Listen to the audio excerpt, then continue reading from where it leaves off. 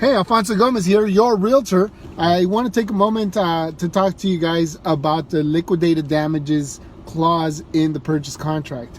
A couple times ago, I spoke about the mediation clause. This is the other clause. So in the purchase contract, you have to initial all pages and sign the last page, 9 or 10, depending if you're the buyer or the seller. But there's two clauses that require you to do an initial on the paragraph itself.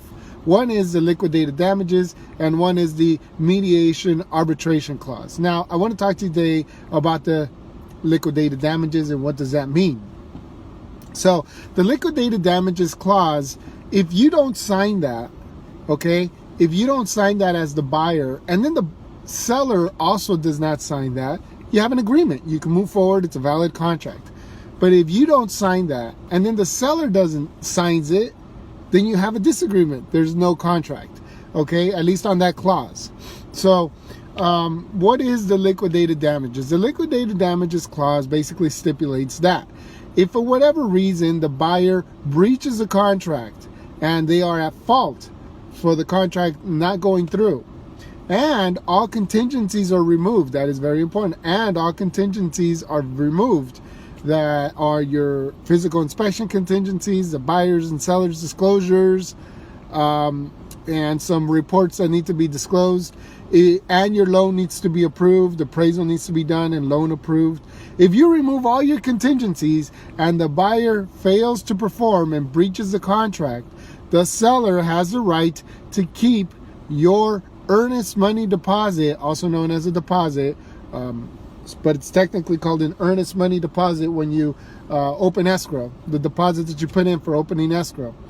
The seller has the right to keep your entire earnest money deposit if it is less than 3%. If it is less than 3% of the purchase price. Okay, so let me rephrase that.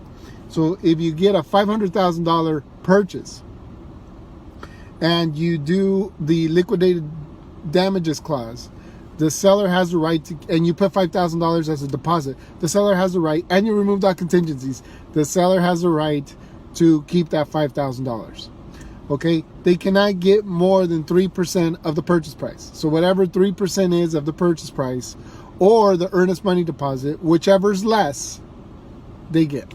So let's say you put $100,000 as a deposit. I've seen it. People will put $100,000 on a $300,000 loan purchase. If something had happened in that transaction, the seller doesn't keep the $100,000. They get to keep 3% of the purchase price as liquidated damages. Okay? All right, guys, that is what liquidated damages is. If you have more questions, please feel free to reach out to me. I hope it helped. I hope it informed you. Alfonso Gomez, your realtor, looking forward to doing my next deal with you. Thanks.